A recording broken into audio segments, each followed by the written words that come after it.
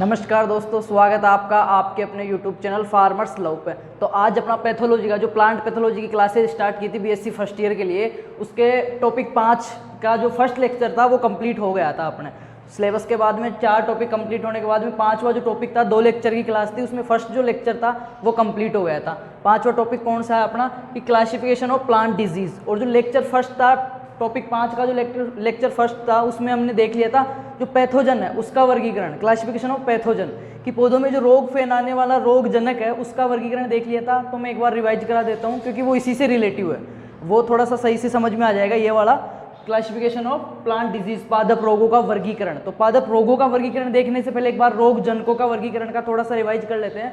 तो उसमें हमने देखा था कि जो पैथोजन था उसका 3 प्रकार से देखा था क्लासिफिकेशन। तो फर्स्ट क्लासिफिकेशन देखा था 3 प्रकार का देखा था। कौन कौन सा था?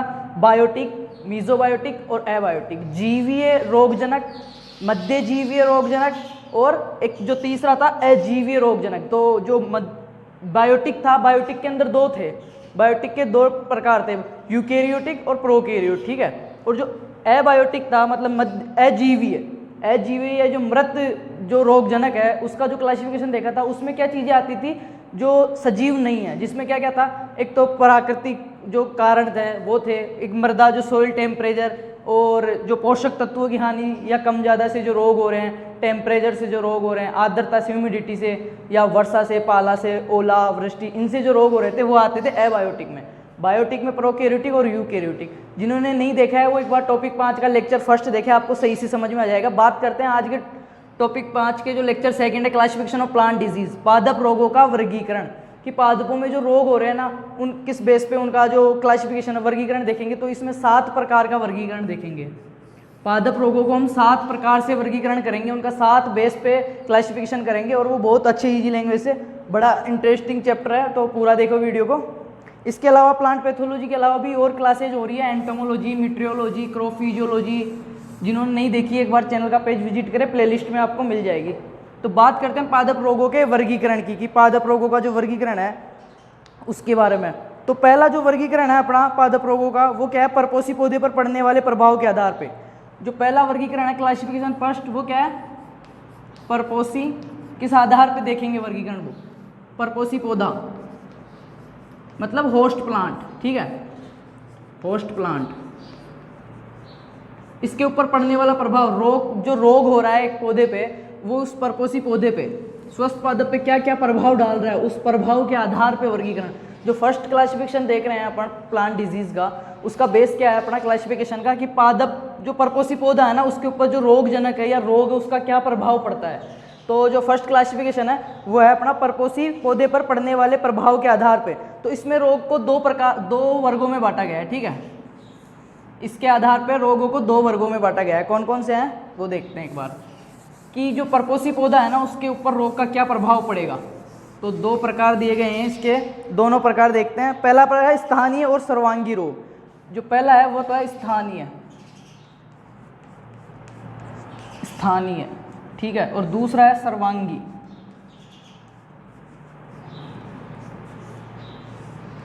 तो स्थानीय क्या होता है और सर्वांगी क्या होता है ये क्लासिफिकेशन में देखते हैं, ठीक है। रोग जो पहला है स्थानीय रोग मतलब रोग के जनक, जो रोग जनक है ना, जो पहला स्थानीय शब्द से आप ले सकते हो कि एक स्पेशल मतलब एक स्थान विशेष पे स्थानीय। कोई रोग जो है वो पौधे पे अटैक कर रहा है तो एक स्थान विशेष पे, या तो उसकी पत्ती पे या किसी बॉडी के एक विशेष पार्ट के ऊपर, ठीक है, उसके किसी विशेष भाग, पादप के किसी विशेष भाग या विशेष स्थल पर ही वो आक्रमण करेगा, वहीं पे उसको वो क्षतिग्रस्त करेगा, उसके अलावा बॉडी पार्ट्स को वो इन्फेक्टिव नहीं करेगा। मतलब स्थानीय का ये हो गया। क्या हो गया इसका? अगर देखें कि रोग के रोगजनक पौधे के किसी भाग या अंग विशेष पर ही प्रभाव डालते हैं और उस क्षेत्र तक ही सीमित रहते हैं जिस क्षेत्र पे वो प्रभाव डाल रहे हैं। जैसे पत्ती का धब्बा रोग हो गया तो वो पत्ती पे इफेक्टिव है, पत्ती के ऊपर धब्बा कर रहा है, तनेप तक नहीं जाएगा, वहाँ तक ही सीमित क्षेत्र तक ही वो सीमित रहेगा, इसके आगे नहीं बढ़ेगा।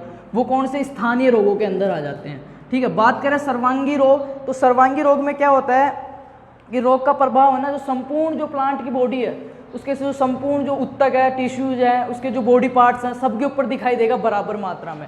तो वो कौन सा रोग हो जाएगा? सर्वांगी रोग, ठीक है। स्थानीय रोग किसी विशेष बॉडी पार्ट पे या किसी विशेष क्षेत्र में हो रहा है उस पौधे के और वहाँ से दूसरी जगह नहीं जा रहा है, ठीक है। और ये कौन सा होगा सर्वांगी, जो संपूर्ण बॉडी पार्ट, पूरे पौधे के बॉडी पार्ट्स पे दिखाई देगा इसका असर। अगर रोगग्रस्त है पौधा तो पूरा आपको ऐसे कैसे दिख जाएगा, ठीक है, एक स्पेशल किसी पार्ट पे दिखाई नहीं देगा।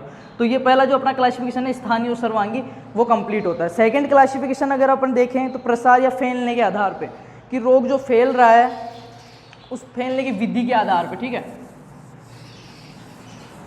6 से 7 क्लासिफिकेशन देखेंगे बहुत अच्छे से। सेकंड जो क्लासिफिकेशन है पादप रोगों का वर्गीकरण में, वो क्या है, पादप रोगों का प्रसार या फैलने की विधि के अनुसार, कि एक रोग कैसे फैल रहा है, किन किन कारक जो वेक्टर उसमें काम में आ रहे हैं, या किस माध्यम से वो एक स्वस्थ पादप में फैल रहा है, ठीक है, आगे जा रहा है, अपना वृद्धि कर रहा है। तो फैलने के आधार पर क्या बेस रहेगा, सेकेंड जो क्लासिफिकेशन अपना डिजीज का, प्लांट डिजीज का, फैलने के आधार पर, कि एक स्वस्थ पादप में कैसे रोग फैल रहा है। तो फैलने के आधार पे इस वर्गीकरण की अगर बात करें तो इसमें 3 टाइप्स है इसके, ठीक है। इस क्लासिफिकेशन में 3 प्रकार से फैल सकता है एक रोग। कौन कौन से हैं तीनों, बात करते हैं फर्स्ट सेकंड थर्ड की। 3 पर फैलने के आधार पे 3 प्रकार, एक तो होता है मृदोड़ रोग, एक बीजोड़ रोग और एक वातन रोग, ठीक है। सोइल बोर्न जो पहला है अपना सोइल ब्रोन, या इसको हिंदी में बोलते हैं वातोड़ रोग, सॉरी सोयल बोर्न को बोलते हैं मृदोड़ रोग, मृदोड़ रोग, मृदोड़ रोग। जो दूसरा है अपना सोयल के बाद में वो है सीड ब्रोन या बिजोड़ रोग। इसके बारे में क्या होता है, कैसे फैलता है, वो आगे बात करेंगे अभी। और जो तीसरा है वो एयर, हवा, एयरबोर्न या वातोड़ रोग। तो जो फैलने के आधार पे, कि वो कैसे प्रसार कर रहा है रोग अपना, आगे कैसे जा रहा है, उसके आधार पे जो वर्गीकरण देख रहे हैं बीजों का, रोगों का, पादप रोगों का, वो 3 प्रकार से हैं, सोयल बोर्न, सीड बोर्न और एयरबोर्न। अब बात करते हैं सोयल बोर्न, जो मृदा जनित रोग या मृदोड़ रोग किसे कहते हैं। तो जो मृदोड़ रोग है वो क्या होता है, जब किसी रोग को उत्पन्न करने वाला रोगजनक, जब किसी रोग को उत्पन्न करने वाला रोगजनक सक्रिय अवस्था में उस मृदा के अंदर पाया जाता है, या फिर किसी पादप में जो रोग हो रहा है वो उस मृदा की वजह से हो रहा है, उसका जो रोगजनक है, पैथोजन है, वो मृदा में पाया जा रहा है, या रोग फैलने के कारण मृदा है, मृदा के अंदर ही है तो वो रोग क्या कहलाएगा, मृदोड़ रोग। जो मृदा के द्वारा फैलते हैं या जिनके कारक मृदा के अंदर ही पाए जाते हैं, मृदोड़ रोग कहलाते हैं। पहला हो गया, जिसको इंग्लिश में सोयल ब्रोन भी बोलते हैं, मृदोड़ रोग। इसकी सही से डेफिनेशन, कि जब किसी रोग को उत्पन्न करने वाला रोगजनक मृदा में उत्तरजीवी रहता है तथा मृदा द्वारा फैलता है, ऐसे रोगों को मृदोड़ रोग कहा जाता है। इसका उदाहरण देखें तो जो म्लानी या विल्ट रोग है वो मृदोड़ रोग का उदाहरण है, म्लानी या विल्ट रोग। सेकंड बात करें सीड ब्रोन, मतलब बीजोड़ रोग किसको बोलते हैं, सीधा सीधा शब्द से समझ में आ रहा होगा, सीड यानी बीज और बीजोड़ बीज से फैलने वाले रोग, मतलब जो जिस रोग के रोगजनक या जो बीजाणु, स्पोर्स, जो भी आप ले सकते हो, वो उस बीज के ऊपर उपस्थित रहते हैं, ठीक है। उसको और किसी वेक्टर की आवश्यकता नहीं होती। जब आप फसल को उगाओगे तो ऑटोमेटिकली वो बीज पर ही पहले से उपस्थित थे, और उसमें जैसे ही फसल बड़ी होगी उसमें वो रोग अपना असर दिखा देगा।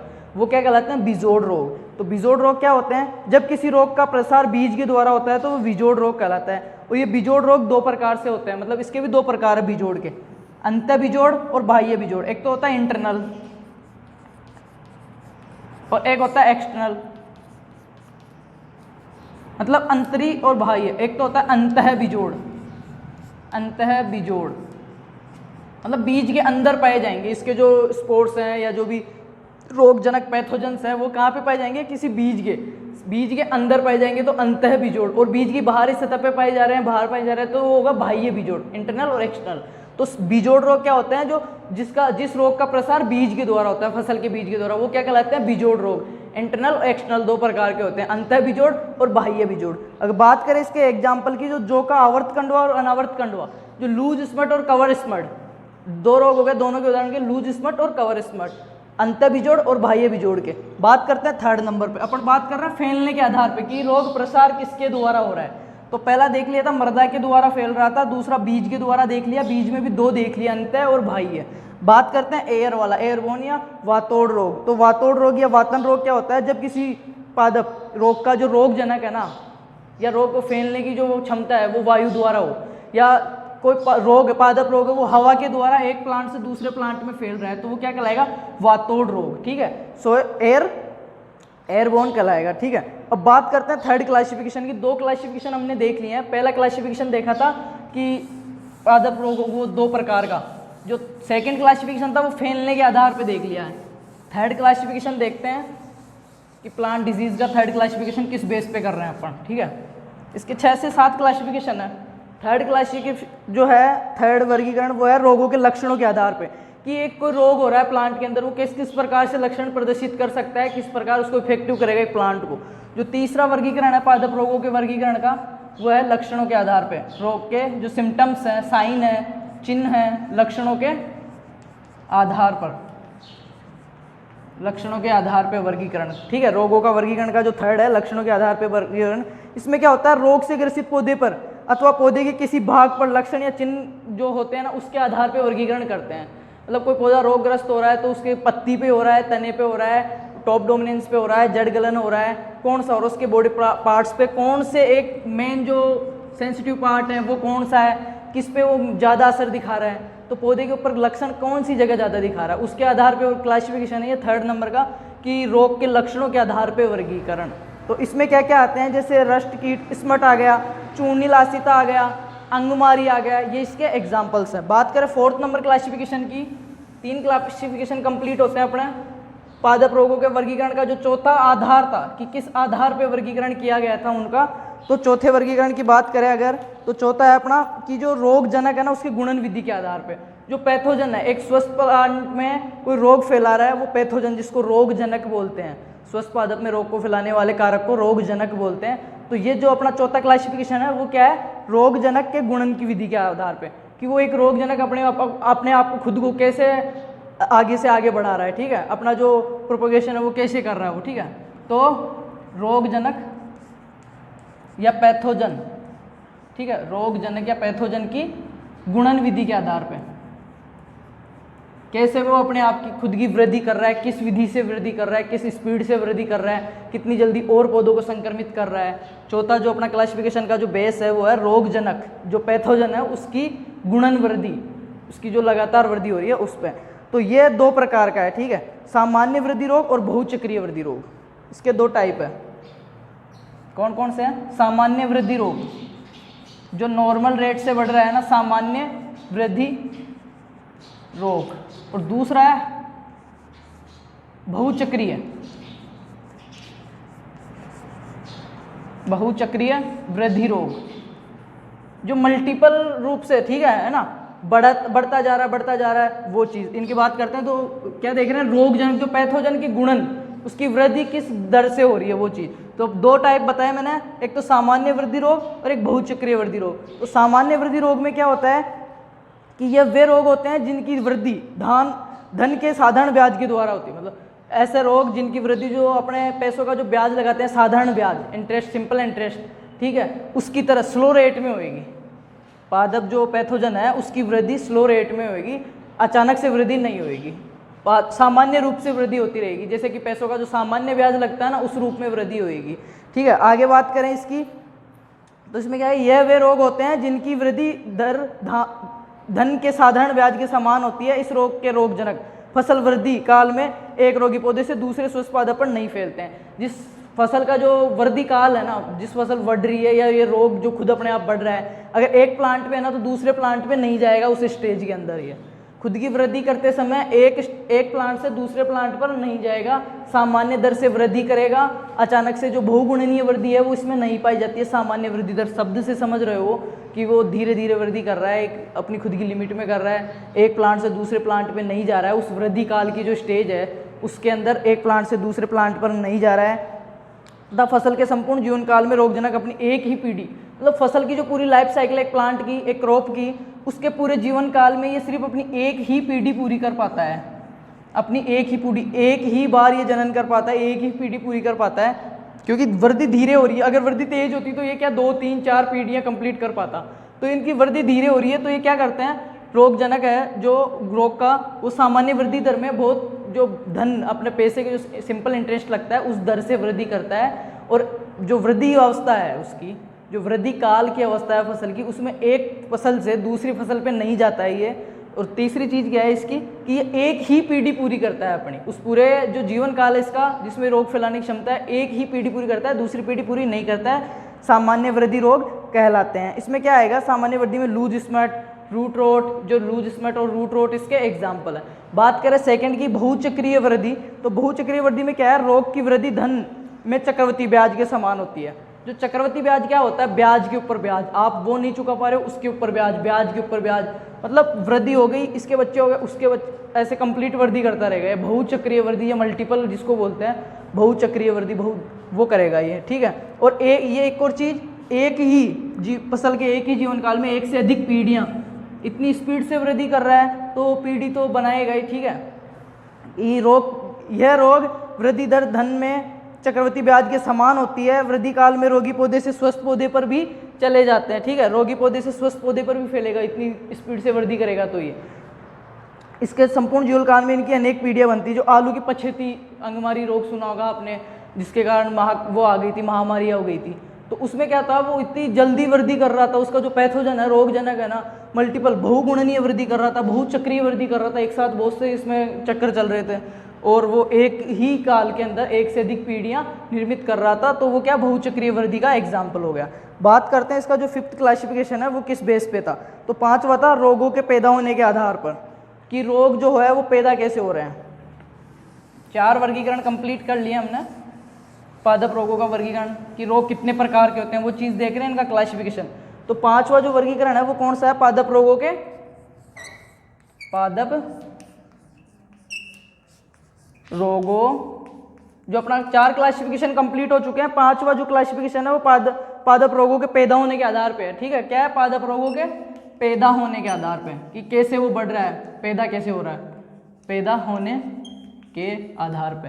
4 क्लासिफिकेशन कंप्लीट हो गए हैं पादप रोगों के, 5वां क्लासिफिकेशन है पादप रोगों का पैदा होने के आधार पे वर्गीकरण। तो इसमें कितने प्रकार पे बांटा गया है इनको, 5 प्रकार में, ठीक है। पहला कौन सा है, इसमें क्षेत्र विशेष रोग,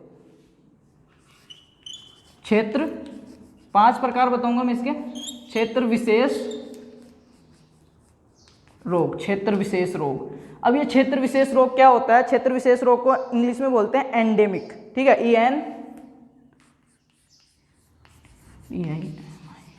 एंडेमिक रोग, एंडेमिक डिजीज, क्षेत्र विशेष रोग। शब्द से समझ में आ रहा होगा, थोड़ा सा शब्द पे जोड़ दें आप, क्षेत्र विशेष, जब कोई रोग एक विशेष देश या किसी विशेष क्षेत्र पे, जब कोई प्लांट रोग किसी एक विशेष क्षेत्र या विशेष भूभाग, विशेष जगह पे, कोई विशेष स्थान है वहां पे फैल जाता है, ठीक है, तो उसको क्या बोलते हैं, क्षेत्र विशेष रोग। जब कोई रोग एक विशेष देश या किसी विशेष भूभाग में प्राय निरंतर व 1-2 वर्ष के अंतराल पे सामान्य रूप से वो क्या होता है, उग्र या सामान्य रूप से फैलता रहता है। जैसे कोई स्पेशल जयपुर है, एक जगह है स्पेशल, ठीक है, जगह विशेष, स्थान विशेष जयपुर हो गया, वहाँ पे कोई प्लांट रोग है, वो कंटिन्यूस हो रहा है, एक कंटिन्यू 5-7 साल से होता रहा है, कभी उसका असर कम है तो कभी ज़्यादा है, पर वो हो रहा है कंटिन्यू, हो वही एक सीमित क्षेत्र में हो रहा है, उससे आगे नहीं हो रहा है, वो जयपुर में हो रहा है, तो वो क्या चीज़ हो गई, क्षेत्र विशेष रोग हो गए, जो किसी एक क्षेत्र विशेष में ही होते हैं, एक क्षेत्र विशेष भूभाग में ही होते हैं और निरंतर होते रहते हैं, कभी उग्र अवस्था में होते हैं तो कभी सामान्य अवस्था में होते हैं, दूसरी जगह नहीं होते, स्पेशली एरिया के रोग होते हैं वो, ठीक है, उनको क्या बोलते हैं, क्षेत्र विशेष रोग कहते हैं। जैसे गेहूं का ध्वजगढ़ रोग है, एक गेहूं का ध्वजगढ़ रोग है, ध्वज वाइट, जो इसमें कुछ नाम है इसका, ध्वजगढ़ रोग, ये पंजाब का क्षेत्र विशेष रोग है, ठीक है, ये अपने वाले गेहूं में नहीं होता है, अपने जो एरिया है वहाँ पे नहीं होता, ये पंजाब में ही होता है, तो ये क्या हो गया, क्षेत्र विशेष रोग का एग्जाम्पल हो गया। बात करते हैं नेक्स्ट कि पादप रोगों के पैदा होने के आधार पे, क्षेत्र के आधार पे या इनकी घटना के आधार पे जो वर्गीकरण देख रहे थे उसमें 5 बताए थे मैंने, तो पहला देख ही लिया है हमने, ठीक है, क्षेत्र विशेष रोग, क्षेत्र विशेष। सेकंड बात करें तो इसका सेकंड जो रोग है पादप रोगों के पैदा होने के आधार पे, जो सेकंड रोग है वो कौन सा है, सर्वव्यापी, पेंडेमिक, सर्वव्यापी रोग। शब्द से पता चल रहा होगा, सर्वव्यापी, हर जगह, सर्वव्यापी रोग, पेंडेमिक डिजीज, सर्वव्यापी रोग। ये सर्वव्यापी रोग क्या होता है, जब कोई रोग किसी क्षेत्र विशेष में न होकर, जब कोई रोग किसी क्षेत्र विशेष में न होकर संपूर्ण विश्व, संपूर्ण महाद्वीप, संपूर्ण उपमहाद्वीप या संपूर्ण जो भूभाग है, बहुत बड़ा ये क्षेत्र है, स्पेशल विशेष नहीं है, क्षेत्र बहुत बड़ा है, उसमें फैल जाता है, तो उसको क्या बोलते हैं, सर्वव्यापी रोग, सर्वव्यापी रोग या पेंडेमिक डिजीज। जब कोई रोग किसी क्षेत्र में या किसी क्षेत्र विशेष में न होकर, जब कोई रोग किसी क्षेत्र विशेष में न होकर संपूर्ण विश्व, संपूर्ण महाद्वीप, संपूर्ण उपमहाद्वीप में उग्र रूप से फैल जाता है तो उसको क्या बोलते हैं, सर्वव्यापी रोग कहते हैं उसको। एग्जाम्पल इसका है ब्लैक रस्ट ऑफ वाइट, मतलब गेहूं का जो काली रोली रोग है वो हर जगह फैलता है, पूरे भारत में उसका आक्रमण दिखाई पड़ता है, तो वो सर्वव्यापी रोग के अंतर्गत आता है उसका उदाहरण। बात करें थर्ड, क्षेत्र विशेष देख लिए, सर्वव्यापी देख लिए, थर्ड नंबर पे अपना आता है छिटपुट रोग या कदाचित रोग। कदाचित या छिटपुट रोग, जो छोटे मोटे रोग होते हैं ना, छिटपुट रोग या कदाचित रोग, शब्द से पता चल रहा होगा छिटपुट या कदाचित, कभी कभी, ठीक है, वो भी कम मात्रा में। कदाचित रोग क्या होते हैं यह रोग जो बहुत ही अनिश्चित अंतराल पर यदा कदा दूर स्थानों पर थोड़े से उदाहरण के रूप में प्रकट होते हैं। वे रोग जो यदा कदा, कभी कभी और बहुत समय के अंतराल पे, ऐसे नहीं कंटिन्यूस हो रहे हैं 1 साल के बाद, कभी कभी पैदा होते हैं, 2-4 साल से होते हैं, और एग्जाम्पल के रूप में, उदाहरण के रूप में थोड़ा बहुत नुकसान करते हैं या थोड़ी बहुत जगह में पैदा होते हैं, वो क्या कहलाते हैं, कदाचित या छिटपुट रोग। दोबारा देखेंगे छिटपुट रोग या कदाचित रोग क्या होते हैं। वह रोग जो बहुत ही अनिश्चित एवं अंतराल पर यदा कदा एवं दूर स्थानों में थोड़े से उदाहरण के रूप में प्रकट होते हैं। जैसे बाजरे का अर्गट रोग है, वो ऐसे नहीं कि पूरे इंडिया में एक साथ आक्रमण करता है, ऐसा कुछ नहीं है, उसका बाजरे में बहुत कम फैलता है, पर जब फैलता है ना वैसे छुटमुट धब्बों के रूप में, ठीक है, तो उसको क्या बोलते हैं, कदाचित या छुटमुट रोग। बात करते हैं इसका फोर्थ क्लासिफिकेशन। 5 प्रकार बताए थे मैंने, 3 देख लिए, चौथा प्रकार कौन सा है, 3 कौन कौन से हो गए, क्षेत्र विशेष, सर्वव्यापी, कदाचित रोग। जो चौथा रोग है वो है महामारी या एपिडेमिक, महामारी रोग, शब्द से पता चल रहा होगा, महामारी रोग। अब महामारी रोग क्या होते हैं वो मैं बताऊं तो महामारी क्या होता है, वह रोग जो सामान्यतः व्यापक व विनाशकारी रूप में, सामान्यतः व्यापक बहुत बड़े रूप में और विनाशकारी रूप में, जब ये महामारी रोग होते हैं ना तो देश को आर्थिक क्षति पहुंचाते हैं बहुत ज़्यादा, किसान को भी पहुंचाते हैं आर्थिक क्षति, हर प्रकार की क्षति पहुंचाते हैं ऐसा, ठीक है। तो महामारी रोग क्या होते हैं, ये कभी कभी होते हैं पर क्या व्यापक रूप से होते हैं, ठीक है। वह रोग जो सामान्यतः व्यापक व विनाशकारी रूप से एक बहुत बड़े क्षेत्र में सामूहिक रूप से उत्पन्न होता है और फसलों को बहुत अधिक हानि पहुंचाता है, पूरे देश को, पूरे राष्ट्र को, पूरे महाद्वीप को, पूरे उपमहाद्वीप को बहुत ज़्यादा हानि पहुंचाता है, फसलों को बहुत हानि पहुंचाता है, व्यापक और विनाशकारी रूप में फैल जाते हैं, उसको क्या बोलते हैं, महामारी। ऐसा रोग जिसको हो जाने से मतलब पूरा सब कुछ तहस नहस हो जाता है। इसके एग्जाम्पल से समझो आप महामारी रोग के, तो महामारी रोग का जो है, आयरलैंड में महामारी हुई थी, अकाल, आयरलैंड में अकाल जो पड़ा था 1845 में, वो एक महामारी के रूप में जाना जाता है। क्यों जाना जाता है, आयरलैंड में अकाल पड़ा था आलू में पचेती जुलसा, फाइटोप्थेरा इन्फेंटिस कवक के कारण, ठीक है। तो वो रोग इतना बड़ी मात्रा में और सर्वनाश व्यापक रूप से फैल गया था कि आयरलैंड के अंदर अकाल पड़ गया था, महामारी पड़ गई थी, लोगों के पास खाने के लिए वो नहीं था, बहुत से लोगों की मृत्यु हो गई थी, और आयरलैंड को वहाँ पे है ना आर्थिक जो क्षति हुई थी, बहुत ज़्यादा इकोनॉमिक्स का नुकसान हुआ था, उसको क्या बोलते हैं, महामारी रोग। वह रोग जो सामान्यतः व्यापक व विनाशकारी रूप में एक बहुत बड़े क्षेत्र में सामूहिक रूप से उत्पन्न होता है और फसलों को बहुत हानि पहुंचाता है, महामारी रोग कहलाता है। दूसरा इसका एग्जाम्पल बात करें तो बंगाल में जो महामारी थी 1943, धान में भूरी पत्ती धब्बा रोग, हेलोमिंथोस्पोरियम ओराइजी नामक कवक के कारण। धान के अंदर क्या हुआ था बंगाल में 1943 में, संपूर्ण धान की फसल में ये पत्ती धब्बा रोग लग गया था, जिससे पूरी धान की फसल नष्ट हो गई थी, तो बहुत ज़्यादा हानि हुई थी, विनाश सर्वकारी हुआ था, तो उसके कारण बंगाल में अकाल पड़ गया था 1943 के अंदर। ये दोनों रोग क्या है, महामारी रोग के उदाहरण, अच्छे उदाहरण है। बात करते हैं 4 देख लिए हैं, 5 रोगों के पैदा होने के आधार पर, क्षेत्र विशेष, सर्वव्यापी, कदाचित या छुटपुट रोग और महामारी रोग। बात करते हैं 5वें रोग की कि 5वां कौन सा है इसके अंदर। तो 5वें में बात करें तो पोषक तत्वों की कमी से होने वाले, सॉरी जो 5वां क्लासिफिकेशन है अपना,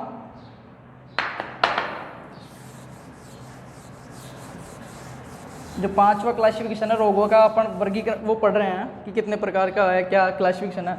तो पोषक तत्वों की कमी से होने वाले रोग, पोषक तत्वों की कमी से होने वाले रोग, तो ये है जो पोषक तत्वों की कमी से, क्रॉप फिजियोलॉजी आप प्लेलिस्ट में जाना, प्लांट न्यूट्रिएंट्स जो चैप्टर है टॉपिक अपना, उसमें मैंने बहुत अच्छे से डीपली से बताया कि कौन सा पोषक तत्वों का एक प्लांट की लाइफ साइकिल में, एक फसल की जीवन चक्र में क्या रोल होता है, क्या इंपॉर्टेंस होता है, उसकी कमी से वो क्या सिम्टम्स दर्शाएगा, अधिकता से क्या चीज़ होएगी और क्यों आवश्यक होते हैं, और कौन किसकी कमी से कौन सा रोग होएगा, किसकी अधिकता से कौन सा रोग होएगा। तो यहाँ पे मैं थोड़ा सा आपको 1-2 एग्जाम्पल दे देता हूँ, बाकी आप वहाँ पे देख लेना। पोषक तत्वों की कमी से अगर बताएंगे ना तो बहुत ज़्यादा रोग है, ठीक है, कि कौन से पोषक तत्व से कौन सा रोग हो रहा है। तो इसमें अगर आप थोड़ा बहुत बात करें पोषक तत्वों की कमी से होने वाले रोगों के अंदर, तो जैसे धान का खेरा रोग है, जिंक की कमी से हो गया, ठीक है, जेडन। धान का खेरा रोग जिंक की कमी से। ये कुछ ऐसे रोग है जो पोषक तत्व। जई का जो ग्रे स्पेक है वो मैग्नीज की कमी से हो गया। टमाटर का जो BER ब्लॉसम एंड रोट रोग है, टमाटर का BER ब्लॉसम एंड रोट वो हो गया कैल्शियम की कमी से। ठीक है, फूल गोभी का जो वीप टेल रोग है, फूल गोभी का वीप टेल रोग वो हो गया मोलिब्डेनम की कमी से। तो ये जो रोग हैं इनके जो आप वो क्रॉप फिजियोलॉजी में टॉपिक देखोगे वहाँ पे आपका कंप्लीट हो जाएगा। वैसे बात करें 6 नंबर पे, तो 6 पे जो रोगों का वर्गीकरण है वो किसके आधार पे, ऋतुओं के आधार पे। जो मौसम है ऋतु के आधार पे, तो ऋतु मेनली 3 होते हैं, तो ये भी 3 प्रकार के रोग हो जाएंगे। शरद ऋतु वाले, ठीक है, दूसरे हो गए वर्षा या जो अपन जायद के हो गए, और तीसरे हो गए खरीफ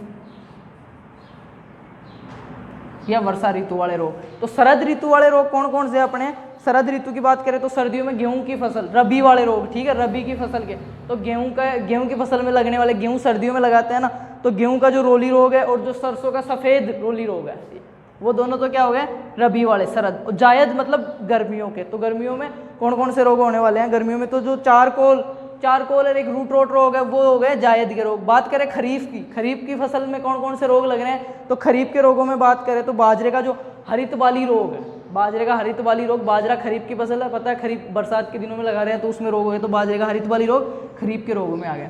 तो आज हमने ये जो देखा है चैप्टर अपना पादप रोगों का वर्गीकरण, जो प्लांट डिजीज का क्लासिफिकेशन, 5 से 6 प्रकार का जो वर्गीकरण देखा हमने, 6 आधार के ऊपर, 6 बेसिस पे हमने क्लासिफिकेशन देखा है बहुत अच्छे से। बिल्कुल इजी लैंग्वेज में देखा है और इतना हार्ड चैप्टर भी नहीं है, समझ में आया होगा आपके। इसका नेक्स्ट चैप्टर आपको बहुत जल्द अवेलेबल करवाऊंगा मैं। इसके अलावा और सब्जेक्टिव क्लासें हो रही है, जिन्होंने नहीं देखा है एक बार चैनल का पेज विजिट करें। धन्यवाद।